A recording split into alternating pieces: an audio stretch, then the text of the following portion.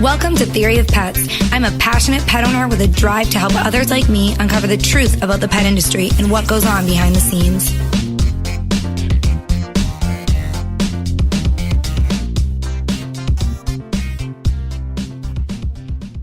Pet sitters can solve a wide array of problems. Some people have dogs who, for one reason or another, cannot go to a boarding facility or a doggy daycare. Some people travel and their dogs have severe anxiety, and it's easier to have a pet sitter come to their house and watch them. Pet sitters can watch your home, water your plants, get your mail, obviously take care of your pet. They can come for the day to spend time with your dog, give any medication that might be necessary. There is a wide range of things that pet sitters will do, but finding the right pet sitter for you and your needs can be a challenge. Today, I had the pleasure of speaking with Laura Vorreyer, and she is the author of The Pet Sitter's Tale. She's an entrepreneur who pioneered the dog walking industry in Hollywood more than 15 years ago and has now built a large business of pet sitting in that area. So she's here to share some firsthand information about her pet sitting business, how it got started, and how it's grown. She even has some interesting information about some of the celebrities that she has had the pleasure of working with. Good morning, Samantha. My name is Laura, and my last name is Vorreyer. It's like warrior with a V. A lot of people look at my name and say, how do you say that? So just right off the bat, I'll say it's like warrior with a V, Vorreyer. And I am the author of a book called The Pet Sitter's Tale, and I'm the owner of a company out in Los Angeles called Your Dog's Best Friend, and we do pet sitting and dog walking, basic obedience training, overnight stays in our clients' homes, and we do boarding in our private facility, and anything really ancillary that clients need, trips to vets, trips to groomers, whatever we can do that we can accommodate and make the owner's lives easier, we absolutely do that. And I hate saying owner, but sometimes when I say pet parent, people get confused by that. So that's who I am, and that's just a little bit about what I do. And how I got started in the industry is kind of interesting. I am originally from Chicago. I moved out to Los Angeles to be a film and television makeup artist, and that really went terribly. And as just a way of survival, I started doing, any other thing that I could to make extra money. And one of those things was dog walking. And I happened to be walking a dog on a lot for an actress that was working on a feature. And out of a trailer came the comedian Paula Poundstone. And I knew better than to make eye contact with a celebrity, so I was just very much head down, focused on the dog, and kind of ignoring her. But she was very interested in the dog, adorable dog, and she came over and she said, "Hey, are you a professional dog walker?" And I just looked at Paula and I thought, oh my gosh, I can picture her and being a makeup artist, and maybe she might hire me, but I know where that's going. Or I just go with the flow and just say, yeah, I'm a professional dog walker. I mean, I'm walking the dog and I'm getting paid for it. I am a professional. And so I said, I'm a professional dog walker. And she said, great, because I have a dog and he's a real you-know-what. And there goes my dog. And so I'd love to hire you. And that's how it started. Wow, that's so neat. Very cool. You went out to do one thing and ended up doing something completely different. Yeah, and thank goodness, because, it's hard when you are on your own and you're trying to make it in a new city and you really don't know anybody. The struggle is real. Absolutely. And it's funny that you ended up as a dog walker. I always tell people when they ask the best part of my job, it's the pet parents. Pet parents are a different type of person. They love, we all have that one thing in common. We love our animals. They're easy to talk to. It just opens up so easily. It's not nearly as difficult as trying to connect with people that, you don't have anything in common with. So it must have been a great way for you to meet people really easily in a brand new place. Oh, absolutely. And really, to your point, it is so much easier to connect with animals because, I think they sense people's energy, absolutely. And, they're not as judgmental as some people are, honestly. And, I think that they give us that unconditional love, and they give us that really companionship that we're seeking, especially if you're out on your own. Yeah, for sure. I was just trying to think of how many friends I have now that I actually met through my animals, through our dogs. Whether you meet them at a dog park or through some kind of an event that, brings pet owners together. You see a dog, you go over it. Almost sometimes you talk to the dog first before you talk to the human, so it's an easy way to meet people. Absolutely. That is so true. My dog has I call it his little girlfriend. But, I probably would have spoken to the people, but my Dexter was so interested in the dog Dylan, and we got to talking, and now we're friends. I think that happens a lot, where your dog kind of knows that, like, these people are cool, let's go hang out, I like that dog, you're going to like the people. It seems that, it never doesn't work out like that. Like, your dog has good taste like you do. Absolutely. So you work, obviously, in one of what I would call the coolest places in our country. You work in LA. So you must work for some celebrity clients. Yeah. You just can't have a business out here where you don't have a celebrity. It's rare because there are so many here. A lot of them live here, if not all the time, at least part-time. So if you have any kind of business at all that, offers a service or even a product-based service, you will, just by the very, fact that you stay in business for a while, you'll get a celebrity. I'm not saying you'll get, Leonardo DiCaprio, but, you definitely get one or two of them for sure. It just happens. And I always tell people, they're like, oh, how will I know? And you'll know because an assistant will call or like an estate manager will call. It's usually not them themselves who call you up and say, I'm so-and-so, but it's like someone will be very discreet, like, I'm calling for my boss. And then you're like, oh. Super interested now. So when you work with celebrities, do you get interesting requests? Sometimes I do, but most of the time, they're just like our request, but they're taken up a notch, So if I would have to get a dog to a groomer or get a dog, let's say, to a vet, the dog is being transported in, a really nice vehicle, or maybe going somewhere on a private plane, or, it's getting... This has been a trend that I've seen is chef prepared food for pets. So how some of us might make, we might make food at home for our dogs. Well, celebrities are having their chefs prepare the food at home for dogs or for cats, for that matter. So it's everything we're doing except better, Samantha.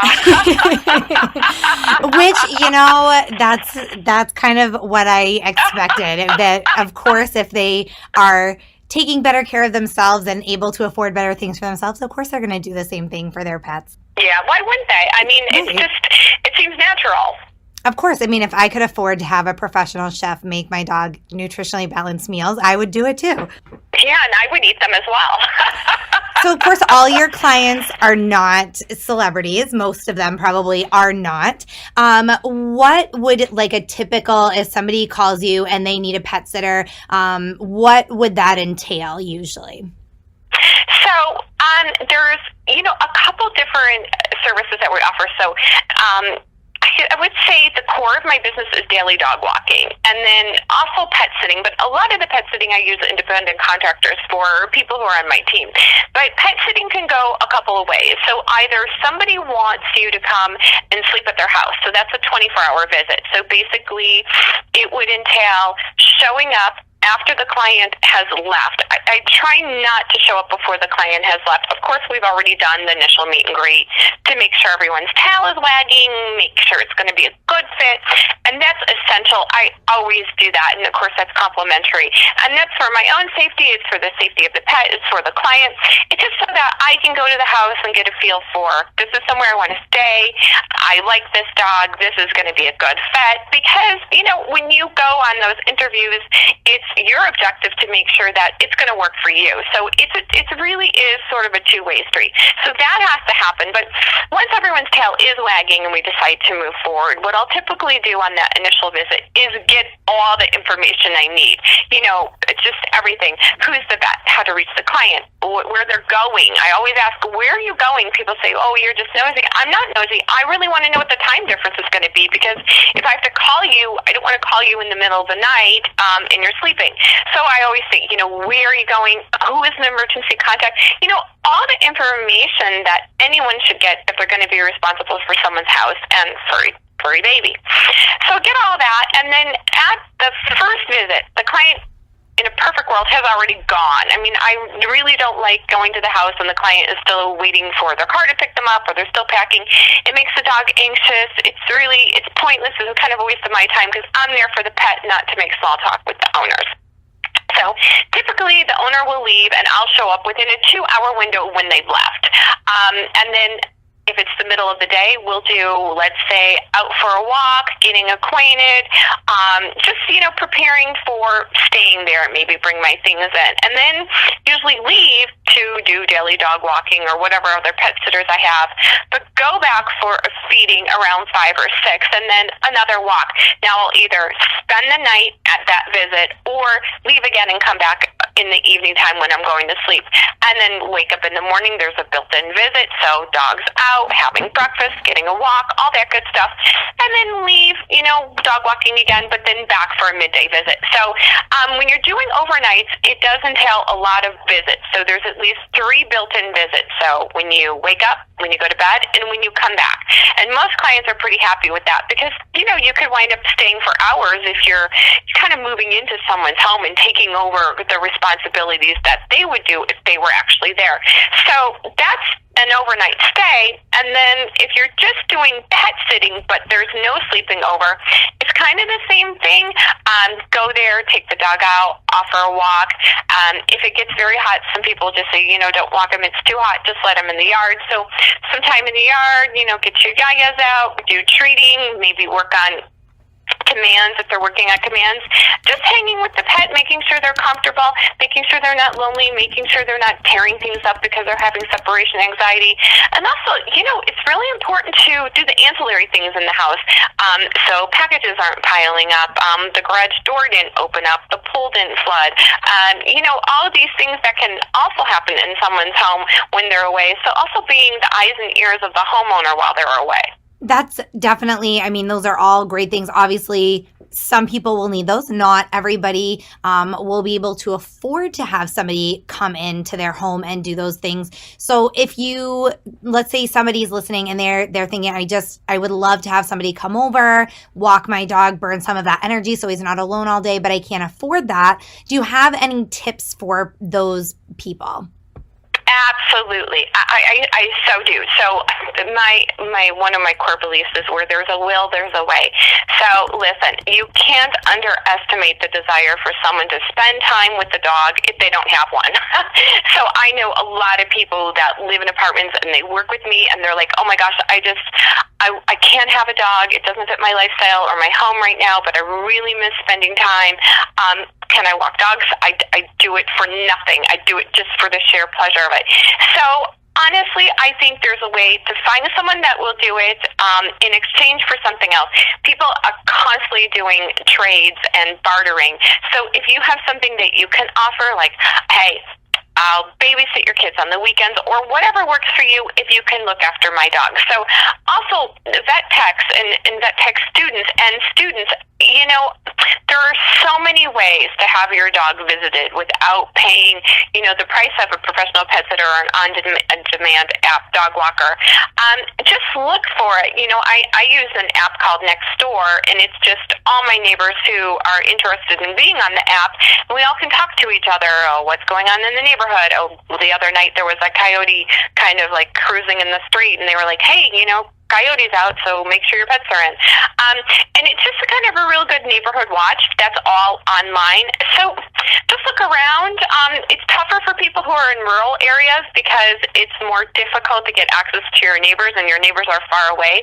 But again, your veterinarian is a great resource, and really any kind of student or college or even high school kid that might be interested in some extra credit or volunteer opportunities, I just say really look, because in this life I find, if you do look, you will find what you're looking for.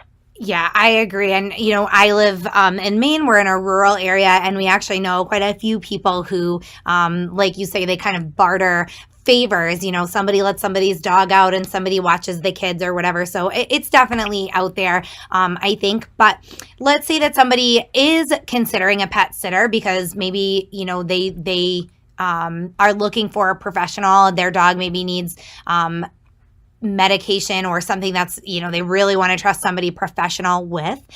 What would your advice be when looking for a pet sitter? What are some of the things people should look for? Well, the first thing is passion. Absolutely. That person has to come to your house and they have to greet your pet and they have to be passionate about your pet.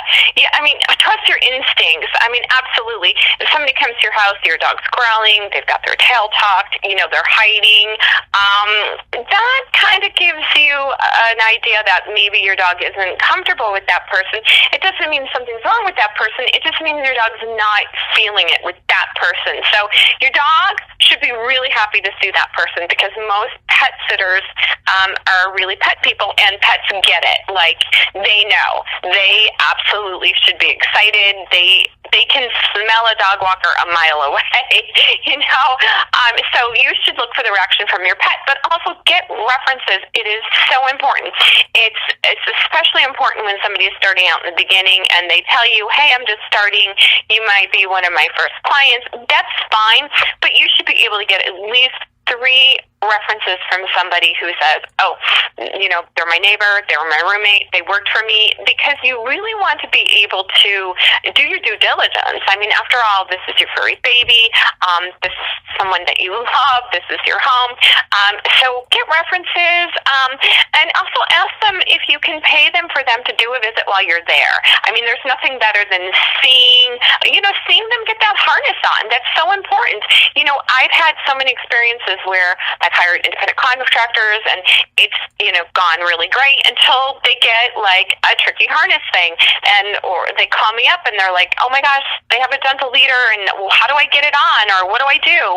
And you hear these, really sad stories where you've gotten somebody who doesn't listen to the client's instructions, and they're like, oh, always put the halter on. They can slip out of their collar and they can't figure out the halter, or they're don't think it's important, or they're just lazy, whatever the case. And they take the dog out, and sure enough, the dog gets scared, backs out of the collar, and now it's missing. So you really want to make sure that you trust somebody, that the lines of communication are going to be open, and that you feel absolutely comfortable with them, and your pet does as well. Those are fantastic tips. And I know, for people, especially people living in urban areas, there may be multiple pet sitters in their area. So it's good to know the things to look for, because obviously, you're going to have to make that decision and you want to make the best one for your dog. Yes, absolutely. For your dog and yourself, but ultimately for your dog, and I've been in this long enough where I have seen it go wrong so many ways. And one of the ways it can go wrong is you have to be communicating as a pet sitter with your client, and you should be proactive. I never have had a client say, don't text me or don't call me. Never, because we're all on our phones. We're all texting all the time. So if somebody goes on vacation and when they land, the first thing they do is look at their phone and want to see a picture of their pooch, and they have, no word from their pet sitter, silence, it starts to make them nervous. I've actually had clients before they came on board with Your Dog's Best Friend who were like, yeah, we were on vacation and we couldn't get a hold of our pet sitter, and we wound up flying back home. And our pet sitter was just sitting on the couch, chilling, had been there, but just decided, oh, I'm here at the client's, I'm just going to chill and turn my phone off and relax. And the client was going crazy trying to reach her. Is the dog okay? Like, they just mistook silence for something being wrong. There's so many ways that this can go badly, and it is really based on trust and communication. So as a professional pet sitter, I say to anybody who is an aspiring professional pet sitter or just a pet sitter, just casually doing it, just make sure to communicate with your clients, because that's how you're going to get recommended to those friends and family, and that's how you build a business.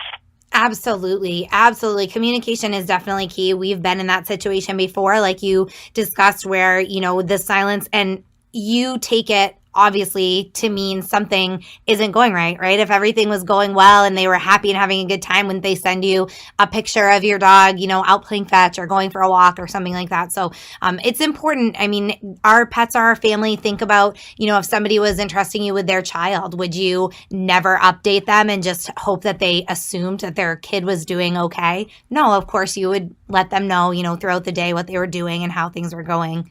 Absolutely. Right. It's just like a kid. Absolutely. And I think it's even to some people, I mean, a lot of my clients don't have human kids. I think they worry about their furry children a little bit more because, they can't vocalize if something happened. They can't really call you up and, go in the other room or message you and be like, help, so you're really entrusting them 100%. Again, it's very important. Can't underestimate the value of this service. And, you can't put a price tag on somebody's peace of mind. You really can't. Oh, absolutely. I agree. Peace of mind for sure is worth way more than what most people pay for pet sitters. That's for sure. You wrote, you touched on it just a little bit, The Pet Sitter's Tale. So tell us a little bit about the book and how it came to be. Sure. So the book is a collection of short stories, actually things that happened to me when I first came out to LA and kind of landed in pet sitting and dog walking. It's how I started, some of the crazy situations too. And one of the reasons I wrote it is because I had never imagined that I would become a professional pet sitter.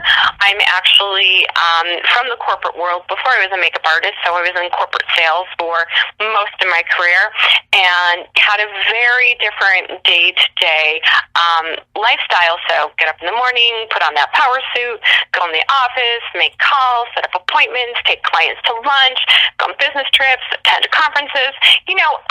Very different than, really different than, wearing, athletic wear all day and hanging out with dogs and having poop bags in every pocket. So I kind of wrote the book because a lot of my friends who were back in Chicago, who were still at their corporate jobs and climbing the corporate ladder, they were like, so you just watch dogs all day? Like, what does that look like? And you make money at that? So how do you do it? I think that, people didn't understand that it was a profession, so I was really at the right place and right time when it was really turning into an industry, even before it was on demand and app-based. People were interested in it, and it was like a new industry. It was sort of like in the gray area of what was accepted as a professional, and people are still interested in it. Now it seems, at least in California, it's very mainstream, and there's a lot of pet sitters and dog walkers out here, a lot. But still, I notice some of them are doing it as one of the many menu of services that they offer. So, I'll babysit, I'll pet sit, or teach your kid piano, or whatever. So it's very much the gig economy, but a lot of people do it, and just as their sole source of income, and it's so rewarding. So that's how it all started. That's why I wrote the book, and the book has a great story in every chapter, just from the very beginning of getting started and also growing the business and the dogs. Every chapter starts with a client that I actually had, and just a little, about that dog and how much I love them, and how you come to think of all the dogs as your own dog. It really is quite a phenomenon. That's amazing. That is really cool. And what better thing to write about than something that you love and you're passionate about? Right? It's so true. You have to write what you know. There's nothing else you can write. And that was the interesting thing about being a writer and writing my first book is when I was a kid, I always wanted to be a writer, but I really wasn't inspired to write anything. I always felt like, I have nothing, there's no good story here. There's nothing. But when I came out to LA, it was sort of like an epiphany after I had sort of, discovered this industry and sort of forged my way in the business, and it really started to get going, I thought, wow, I have a story now. This is kind of interesting, because it was new to me, and I thought, well, it must be new to so many people too. It's so interesting what happens outside of your own vision of your own life. That other people have these interesting careers, and you're like, it's really otherworldly and quite an eye opener. For sure. And because we're doing a recorded podcast, I wanted to mention that you recorded an audiobook version of The Pet Sitter's Tale. Is that available yet? Yes, it's available. It just came out. Thanks for asking about that. So the Audible book just came out. You can get it on iTunes, on Audible, or Amazon, and it's narrated by yours truly. And that was fun, exhausting, and terrifying. I sort of vacillated between, hiring somebody or doing it myself. I wanted to hire somebody, but then I wasn't sure that they were going to do justice to the material, because some of the material is very heartfelt, talking about the dogs and my own dog Dexter and my personal life story. I just wanted to give it a crack, so I did that. It's about 4 hours, which is not too long, considering you get some books and, they're days. So it's interesting. If you're walking your dog, or you're commuting, or taking the kids to school, it is a really fun book to listen to. And I think people will like it. I'm getting really good feedback on the audiobook. That's awesome, and congratulations on that. That's really fantastic. There will be a link too for any of our listeners that are interested in checking out either the book in its written form or audio form. We'll have links to both of those below the podcast, so you can check those out. Laura, is there anything else that you want to leave our listeners with before we go today? Oh my gosh. Just thank you to everyone out there that has read the book, that connects with me on Twitter or Facebook. I love that. And also, I encourage people so much, Samantha, as I'm sure you do too, to adopt, don't shop. There are so many viable pets and great, very good dogs out there in shelters and rescues waiting for a second chance, waiting for an opportunity to be in a loving home.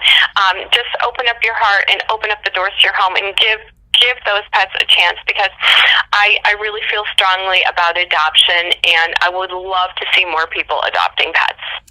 Absolutely. Anybody that follows my podcasts or my articles on Top Dog Tips, first of all, this is a little disclaimer. We live out in the country. We have acres and acres of land for our animals, but we do currently have 3 rescue dogs and 6 rescue cats right now. So we always have animals in and out. Sometimes we rescue and we rehome. Quite often we rescue and they end up growing on us and they don't leave.